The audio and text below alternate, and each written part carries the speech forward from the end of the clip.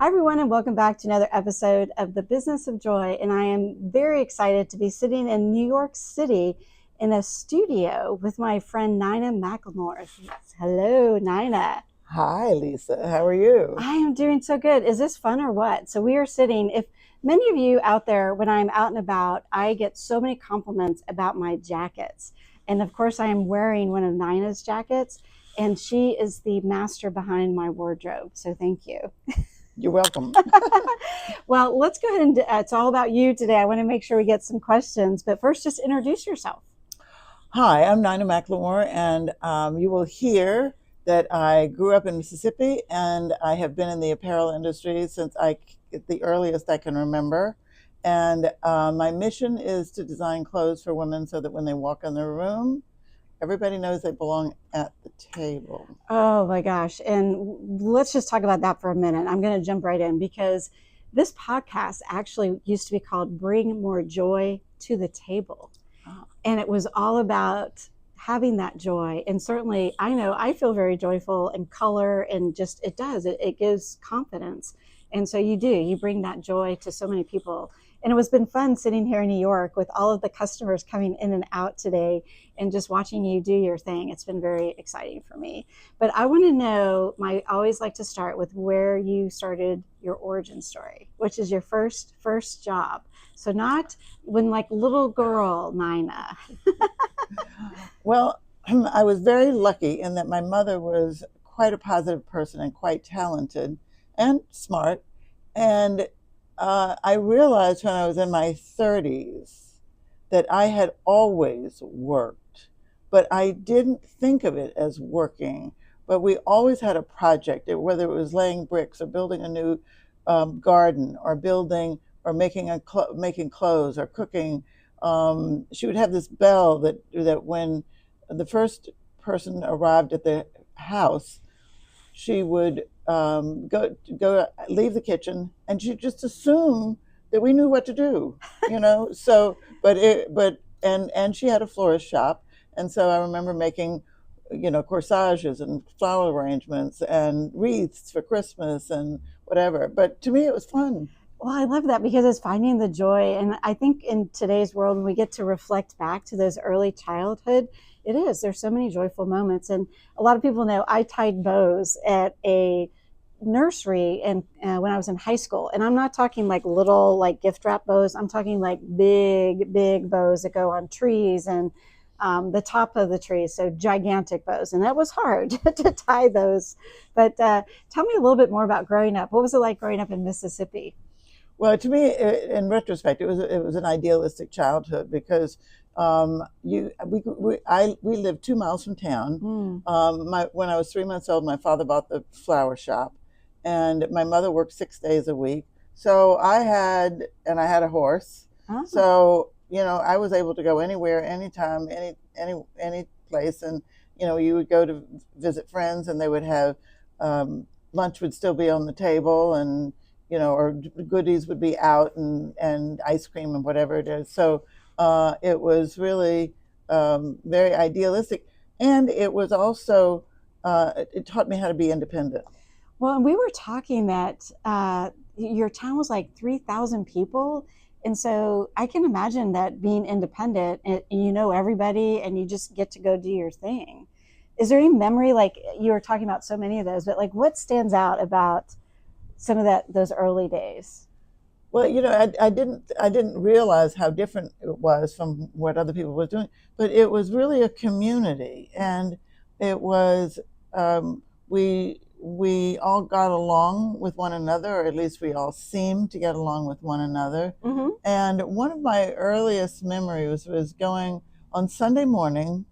Sunday school started at 10, and church was at 11, and we would go to the old age home, and we would go visit a couple of people, but Mrs. Wade was always very positive. Hmm. So I loved going to see her, and it taught me at a very young that it's always good to be positive, that people like being around people who are positive and who are spreading cheer, and who are happy to see you. Well, and what I found out, we were talking earlier, is it is funny how the people that are positive, we are like magnets, right, to each other. It just somehow we find each other. And my friend Starlett Johnson, who you guys have heard on the podcast too, she's the one that introduced us.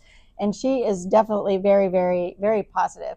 But is there something special? I mean, I grew up in Houston, which is kind of the South, but it's different than Mississippi. Yeah, right. I saw that eyebrow raise. Right. But is there something about that Southern upbringing, that the work ethic or just the community or these types of things that really sticks with you of who you are today? Well, I think one of the things that I think of most today is that in a small town, everybody knew everybody, and everybody knew what they did, and that whether they were quote unquote a stand-up guy, not expression. My father always said, "I judge a man by what he does, not what he says."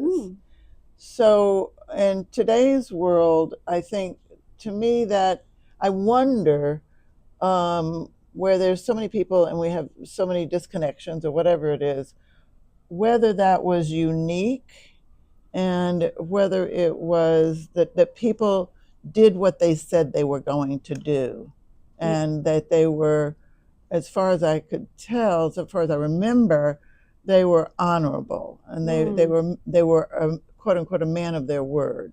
One of those, I think there are some of those times, or even skill sets we've talked about, how it's just some of those maybe have faded, unfortunately.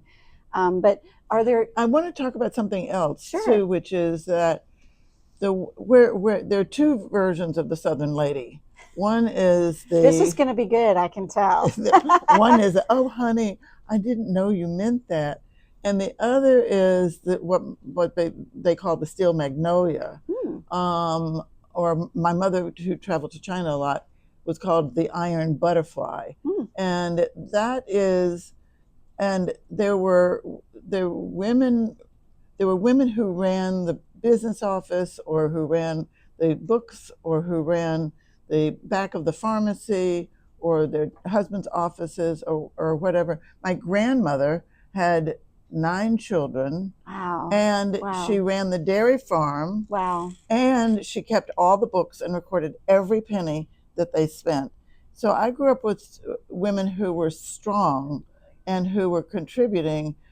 While yes, there were things women didn't do. It wasn't. There were some women who had to. I saw women as being pillars of real strength. Well, and that's where I was just going to go with that, because it is funny. And I knew there was going to be something good in there when you're like the Southern, but it's like that Southern belle, and that hospitality is there, but that strong Southern steel magnolia, that is a great analogy. So I think that's amazing. I have one more question I want to ask about kind of those early days, and we'll get into the more recent times. But sometimes when we have the conversations that I have with folks, and they talk about their childhood, and they think of one defining moment that's like really foreshadowed maybe how they grew up or who they become at later in life. Was there something that just stands out as maybe something that, looking back, you're like, wow, that really that defined who? Well, I suppose it would be, I'm 18, and I've done my junior year abroad. And I'm going back to Mississippi to teach French, because that was what I'd been told I had an ability for majors. I actually wanted to major and be a lawyer, but I took some tests that said, no, that wasn't right for you. I'm going to come back to that one in a minute. Okay, go ahead. And I'm on the ship on the way home, and there's a terrible storm. And the captain invited us all to come up to the bridge, which is very exciting. And then he said, anybody who wants to come to my dinner table can have dinner with me, because everybody was sick. So the only 2 other people that I remember at the dinner table were 2 buyers from Strawbridge and Clothier in Philadelphia. Really? And they'd been to Paris to the couture shows. Oh my! I just got had goosebumps. Grown up making everything I wore, literally, except for blue jeans. And I'm listening to them, and I got off the boat. And I called my parents and I said, I'm going to be a buyer. I'm going to Philadelphia. I'm not coming home. And so that truly was a defining moment. Oh, yeah. Oh, my yeah. gosh. They didn't. they were not happy. Well, and that's probably at that time, I've talked a lot with educators, and sometimes at those more creative careers or whatever, they're like, oh, no, you need to study business or whatever. And so if they didn't really support that. Well, it wasn't that they didn't support the choice. It was Mm, that they didn't support that I was dropping out of college after my junior year and that yeah. I'd moved to Philadelphia with, no supervision at 18. Wow, that's crazy. Well, that's a good defining moment. I've heard a lot of good stories, and that is a good one. But I do want to just one more thing because I just can't skip over this. But we didn't talk about the fact that you did grow up making all your own clothes. You just mentioned that. Yes, because everybody in my mother's side of the family was very creative, and when the women all got together, it was talking about, well, how did you make that seam, and how did you put the zipper in, and where did you get that fabric, and how did you do that? And so, from the earliest days, we would go to the department store, we would buy the fabric, we would find the pattern. Mother would only let us use Vogue patterns, and we would we'll take this fabric and put it into this pattern. And my job originally was to cut it out Yep. and to do all the basting because we did a lot of hand work and put in the hems and press everything, press every seam as you made it. And then she originally did the sewing, machine sewing. And then at some point, I got to do a little bit more and a little bit more and a little bit more. But it was great to have, I could have anything I wanted. Well, yeah, because you can make it. How crazy is that? When you can if you can dream it, you can make it. Right. And my mom made all of my ice skating costumes growing up, and then she also made all of my like senior prom, junior prom, all my kind of high school formal dances. I still have my junior and senior prom dresses. Wow, I do too in my closet, and my mom made the bridesmaids dresses for my, I was trying to think, for my brother's wedding or my sister's wedding. She actually made the bridesmaids dresses. My mother never did anything but herself. Yeah. You were always part of the team. Oh, that's good. Well, my mom also, we had to sew sequins on. Oh. Because those little bling, the little bling. But okay, so we have another thing in common. Because when we were talking earlier, I'm like, je parle français un peu. Un peu. Un peu. I took 7 years of French. Don't remember much of it. And I also was pre-law when I started college before I turned to marketing. So we have that in common. But tell me a little bit about some things that stood out in your college career and things like that then helped you lead into what you do today. Tell me a little bit those mid years of coming to you went to Philadelphia and then you went to New York and a little bit of those journeys. So I went to Philadelphia and I did not have the nerve or the smarts to ask these buyers for a job. So I went around to all the department stores, and at 18 or 19, however old I was, they would give me a job making 2 cents an hour selling on the floor or whatever it was. And I said, well, I can't support myself this way. So I actually became a receptionist at the orthopedic surgeons at the University of Pennsylvania. But, I would go shopping on the weekend and whatever. And I then started taking night courses at Wharton in business and in marketing. And then I realized that there was absolutely no way I could ever finish at Wharton because of the prices and whatever in my salary. So I came back to Louisiana, and where I had an aunt who would allow me to be an in-state student. Oh, that's good. That's helpful. So, and then there was a department store in New Orleans, and I happened to know someone who knew the president of the department store. So when I graduated from college, I went and said, I'm looking for a job, and there was an executive training program, and it was fabulously fun. I mean, because we went to New York. Once I became first an assistant and then a buyer, and once I became a buyer, we came to New York, like every month, and spent a week in New York. So that's amazing at 18 years old. Well, by this time I'm 21. But still, you're like a baby. Right. I mean, seriously. But are there lessons learned if you think back? Because people, there's leaders going to be listening, or people that are early in their career. Like those lessons of those early days, it sounds like you just went for it. Like you're like, okay, I'm going to just go try that and knock on all those doors.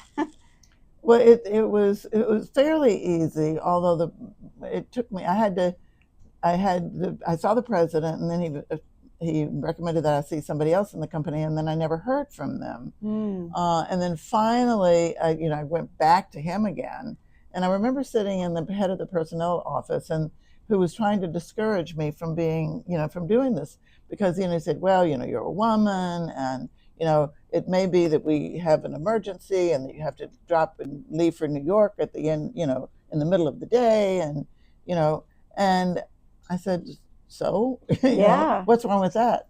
But and I think part of this has to do with my fearlessness from having been, allowed to or encouraged to do whatever I wanted to do. And then, and when you're in the garment district, it was, there was, as long as your business was good, and business was really good. I mean, Yeah. my business was very good. I realized that there were two things that made a good merchant. One is that you had to have the merchant gene, and that's the ability to know what people like. Because the first transition I made was going from junior sportswear, which was bell bottoms and hip huggers and whatever, to main floor sportswear, which was what we called Missy Mama. That's funny, Missy Mama. And I remember, walking through the marking room where the goods came in and talking to the junior dress buyer and saying, Joan, don't you just think this is great? And she looked at me and she said, you think that's great?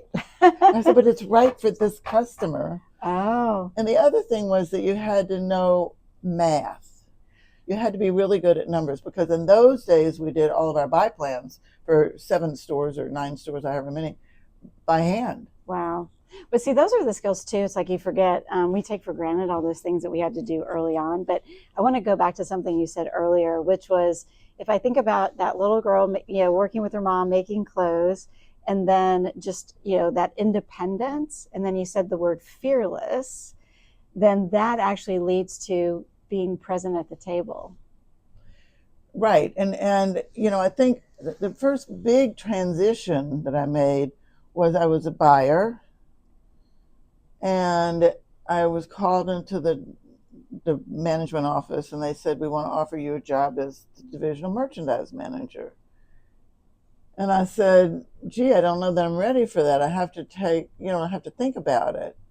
And I knew that my boss would be furious. So I went to the marking room again. Yeah. And thought about it for half a day. And then I thought, by this time I was like 25 years Still old. pretty young, yeah. And I had 13 buyers reporting to me, all of whom were all of whom were older than I was. But, oh my gosh. So I thought, how am I going to do this? Because I'd been used to making all the decisions about buying. And I realized that I had to let them make the decisions. I could guide them. I could say to them, okay, how are you doing with this vendor or that vendor or the other vendor?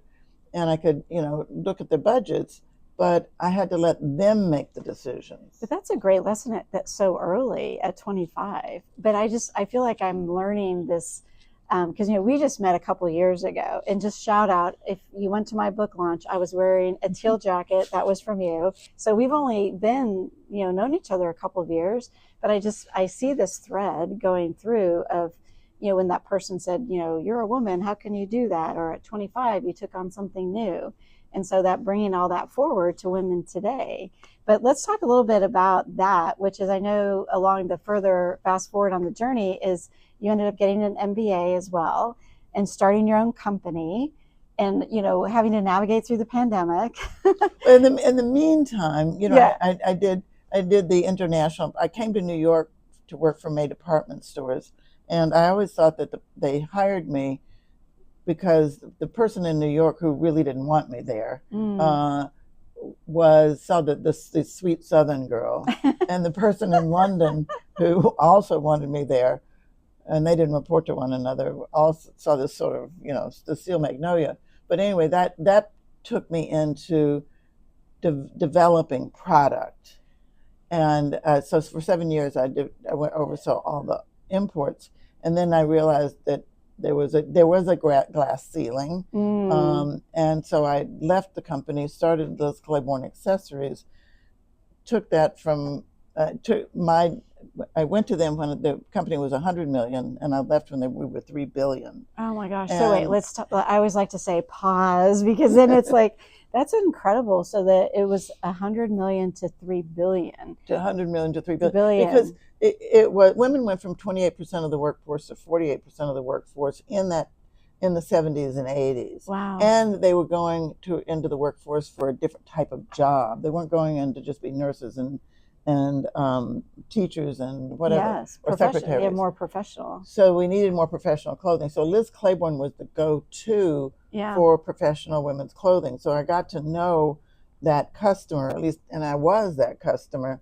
So that took, and I went to Columbia to business school because I could see that the department stores were not going to grow anymore, and that we had maxed out in terms of what we could do, and that I didn't know how to start a business because I had started it on the back of another business. So I knew I didn't know how to finance a business. So that's what I went to Columbia for. And is that where you met Rita McGrath? Actually, I met Rita before that. When I was, I joined right after I started Liz Claiborne Accessories, the first, what I think as women's business organization for businesses of a certain size, was founded, called the Committee of 200. And I've heard of that. Yep. And one of the first meetings that we had was at University of Pennsylvania, Wharton. And Rita, I thought she was a professor, but maybe she was still working on her PhD. But she was one of the presenters, and it stuck with me. I mean, I remember her much better than I remember anybody else at that conference. Isn't that great? Yeah, because when I met her just a couple of weeks ago, her presentation on the keynote stage in Dublin, it was like, I need to get to know her. It's crazy. But so then it's so fascinating just to hear all the pieces and how they came together. But when you got your MBA and then you started your company, and then I know you found this white space that you were talking about. And I'd love to hear the story of, you made the leap, and then now you're like, okay, I made the leap. And then you've got to start designing the merchandise, getting it all started. So tell us, because there's going to be several entrepreneurs and people that might want to start.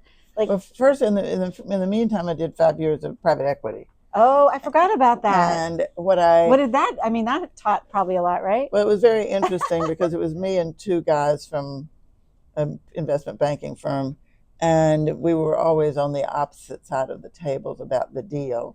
Wait! You gotta tell me. Because they had been investment bankers, where you go in and you put the money in and then you leave. Oh, okay. And I had run businesses, so I was always looking at the value of the business and whether or not these hockey stick projections were realistic. Some things never change. But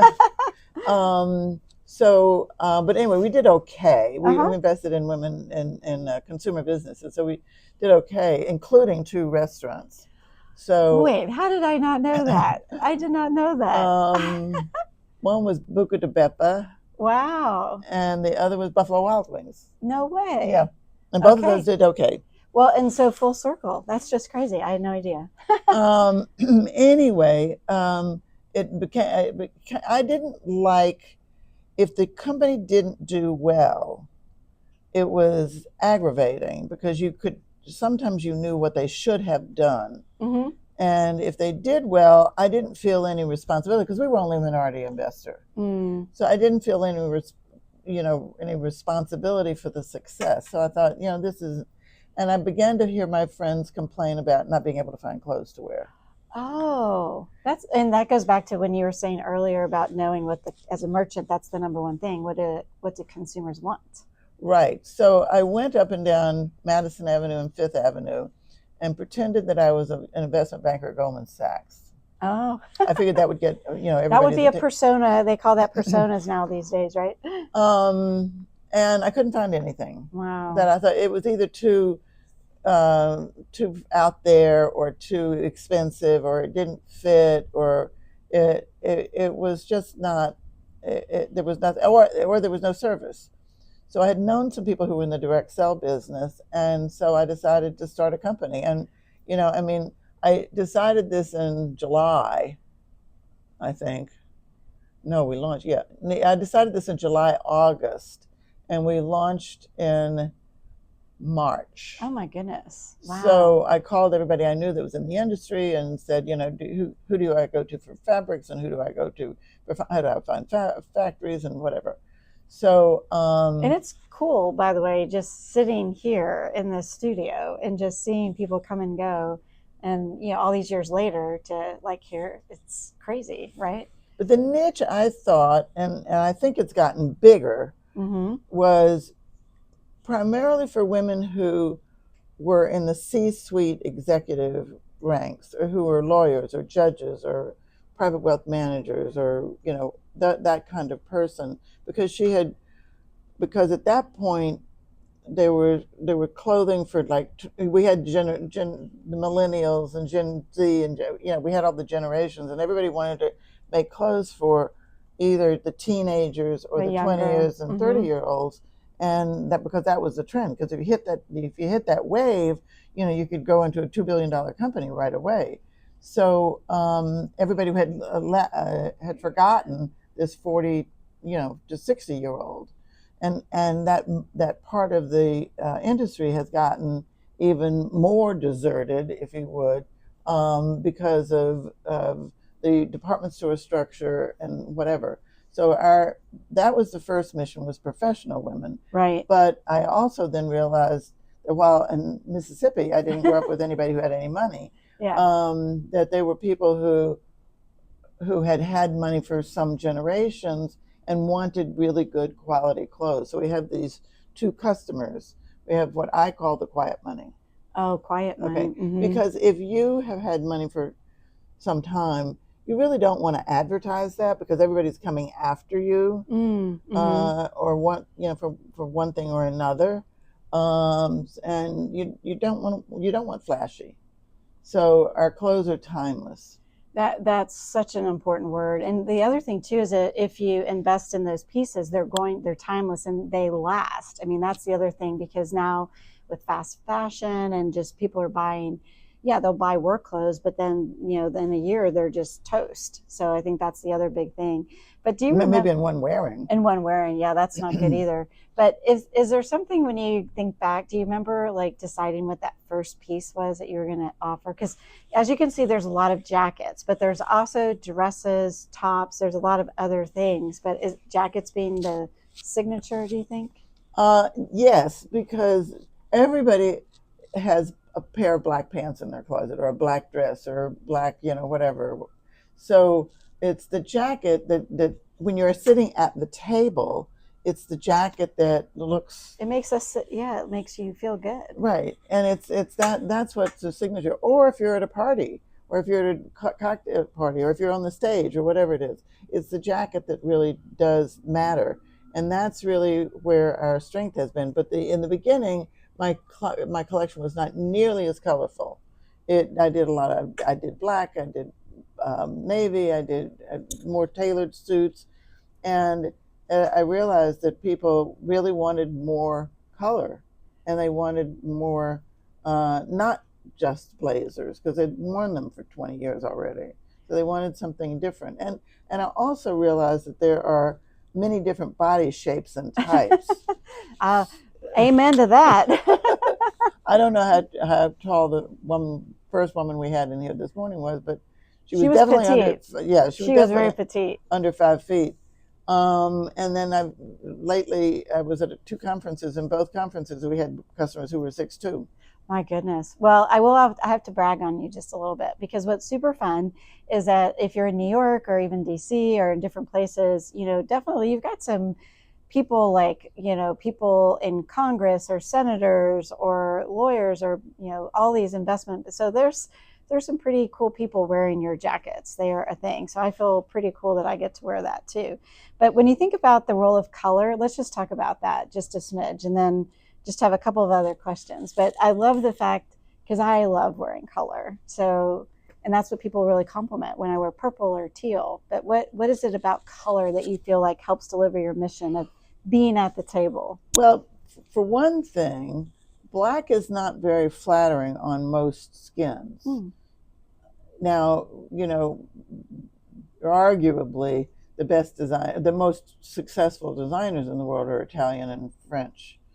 But that's a whole different skin tone. More olive, you know, more black hair. Interesting. And they look, that skin tone and that the hair, people can look good in black. But most people, navy is actually much better for them. So it's less stark, probably, right? Too. Yeah, it has more of a softness to them, to it. But when you put a woman in color, you get her in the right color. It really does. And people, you know, say it should work with your hair or it should work with your eyes.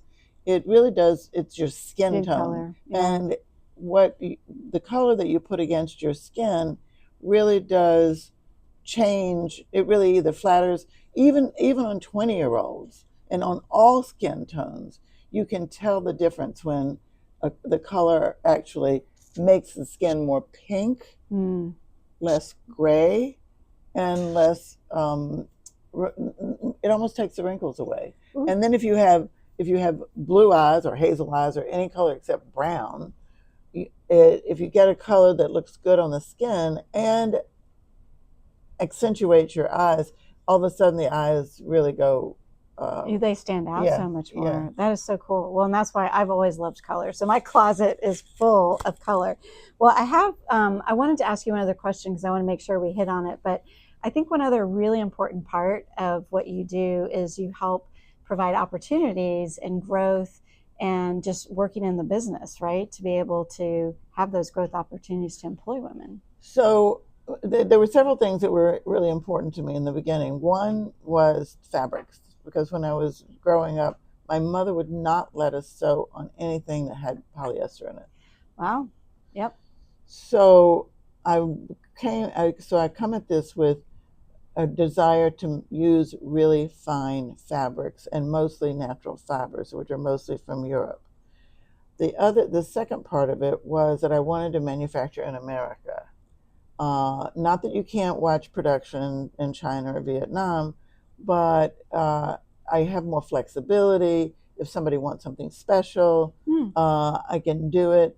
And, you know, I am committed to supporting the New York garment industry. And the other part is that I saw too many women get passed up for jobs that they deserved to have and that they were more qualified for, and then the man got the job in the apparel industry. And then I learned from the other places the other organizations, that it wasn't just the apparel industry. So that was something I wasn't aware of. So I was determined that I was going to give women an opportunity to earn an income. So if you're a mother and you're paying for private school tuitions, or if you're divorced, or if the industry that you've been in doesn't support, isn't good for your skill set, or you don't have, or you have parents that you have to take care of, or whatever, but you need or want an income, then we provide an opportunity for women to have a part-time job. When it's meeting the women where they are in their lives to earn that extra money, which is so cool. And I've been able, in different cities, I've gotten to meet different people that work for you. Nina has a trunk show for those of you in Dallas, so we'll have to make sure for the ladies out there, we'll make sure they know about that. But I have some kind of fun questions that I want to ask you. I always like to do kind of this lightning round. Okay, so are you ready? Yes. What is your favorite Southern comfort food? Oh. I've got one in my head. I suppose, honestly, it's a barbecue. Okay. Because we had our own barbecue machine. I mean, it was like the grill pit, or what is it? No, it was. I don't want to tell you, but anyway, it was yummy. It was yummy. That's yummy. All we need to know. It was yummy. So mine is fried okra. Oh, yeah, I like that Okay, too. so and I Or worked cornbread. cornbread's good. I worked for Black Eyed Pea restaurants, and the only place that actually macaroni and cheese was on the vegetable menu. So, but who is like a favorite fashion icon, past, present, that maybe inspired you? Are you going to ask me who my favorite customers are? Well, that we can do too. But No, but I wanted that's the question I want to answer. yeah. Uh, So let's make sure. So favorite customers that are wearing your jackets. Yes. right, And there are a lot of celebrities, by the way. I was just saying. my father always told me never to say anybody is your best friend. Okay. So because you're going to offend someone else. Oh, yeah, yeah, yeah. That makes sense. So the first time somebody asked me this question, I thought, how am I going to answer it? Because I'm going to offend somebody else. Oh, But yep. I have two people that I think are really, or three people actually. One is Janet Yellen, because she is such a human being and she's so smart and she really does feel for people. So she is great to be with. The second is Billie Jean King. Okay. Yep. Because she is funny. She's smart. She talks to everybody. I mean, the first time she came into the showroom, she was like talking to our intern and saying like, "What do you think of this?" And what do you? That's so she's cute. Treating everybody as if they're so very natural, human. Yeah. Yeah. Kind. Yep. And the third person whom not everybody knows is Gwen Ifill, who was the anchor on PBS and Newsweek. And at her memorial service, one person spoke up and said, in a city of luminaries, Washington, she had true light. Wow. And there are some people who have this light that comes from inside. Yes. And frankly, I love working with my customers because they're almost all doing interesting things. And that's the most rewarding part of this job for me. Well, I will have to say, just being here today, I've met 4 or 5 different people just in the last couple of hours, all with incredible stories. So one person was helping careers, one was organizing, and then Allison, who's a writer, author. It's just incredible, just in a short time. So it's like the people that are attracted to this line all have wonderful stories. But so I do have to ask, so is there somebody on your fashion list that you are inspired by? And if not, that's okay too. Well, this is probably going to be, some people are going to like this answer and some people aren't going to like this answer. But you be you. But I think the person who epitomizes confidence and power and positiveness, who always dresses well, is Nancy Pelosi. Okay. I mean, she walks into a room and you're dealing with a force. Okay. Yep. So and she does every time. She has a style. She has a look. Yep. No, that's good. I like that. All right. So last question on this, which is another just kind of random fun one, but what's your favorite music that you get in? Well, if I could only listen to one thing, one composer, it would be Johann Sebastian Bach. Oh, because it's classic. It's classical. Yeah. It's it has so much variety to it, and it's I actually saw a ballet once. It was done by the San Francisco Ballet, and it was African, and they had taken Bach and put it to an African beat. Oh, interesting. And it was like amazing because it translated so well. No, that is cool. There's always, I like the fact that classical can never go wrong with that, and I love some of that music. But then to do the remix or the reinvention, that's pretty cool as well. You didn't ask me another question. Well, no, please. I love that. So please, see, everybody knows I have my list of questions, but this is awesome. This has nothing to do with the fashion industry. Okay. But I cook.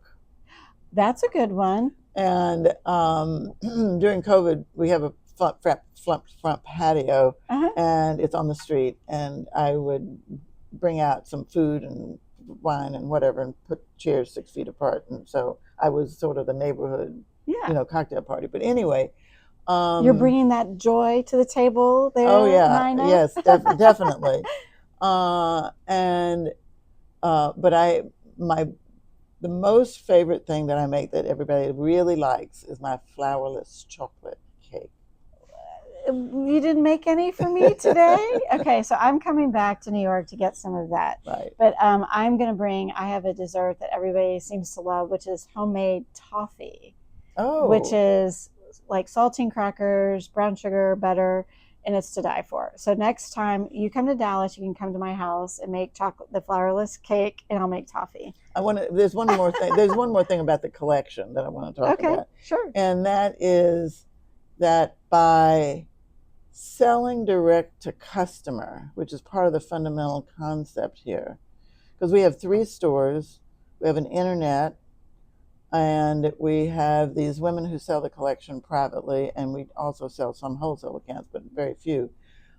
By selling direct to the customer, I calculated the other day that our $700 jacket, if it were at retail, based on what the wholesalers need to make and what the retailers are now charging, it would be $1,300. Wow. So the quality for the price is really there. Well, but the other thing, so I think that value, like you were saying, the quality, the high quality for a very affordable price, but I think it's also what people love today is buying from a person. Like there's a story.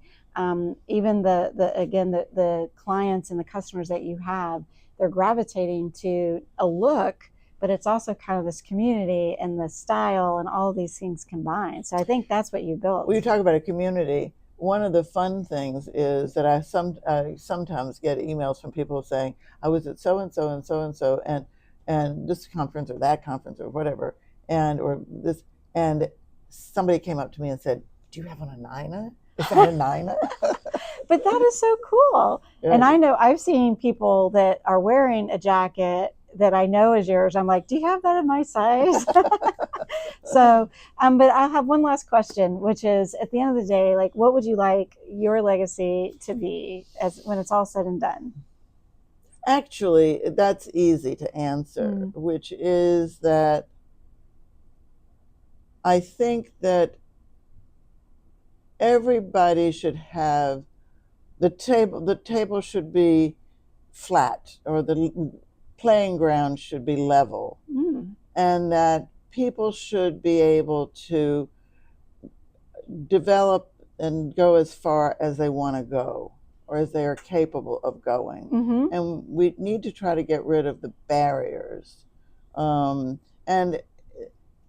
I think that impressions or how we think about people and how we look at people, I think that's hard to change. That instant first decision, impression, yeah, is really hard to change. And I'll tell you one more story, and that is there's an opera singer who stays with us in Washington, and I was asking him about the costume design, and he said you have to understand that when they're designing the costumes, that the chorus and the secondary roles are usually more subdued colors. Interesting. But that makes sense. He said when people walk out on the stage, particularly the leads, it's important to know who they are, because of course you're singing in Italian or German or whatever. And this is true, I think, in all plays. So it's important to know who they are and how you dress, really. But he said there's one other thing you have to know, and he said we do a lot of rehearsals, but he said I don't really feel the character until I put on the costume. That does make so much sense, though, because you can practice, you can rehearse, but until it's complete with the costume. But I also think the idea of the lead being the standout, that it's like standing out from the crowd. And sometimes when it comes to our professional lives, we do have to find ways to stand out, to be able to get noticed, to be able to, get the things, to have those paths cleared for us. You do have to be noticed. So I think that's awesome. Well, this has been so fun, Nina. It's such a pleasure. Like, I can't believe I'm actually sitting in New York City. We're doing this live video in person. And what a pleasure. Thank you so much. Oh, no, I'm a hug person. All right. Thank you, guys. Bye.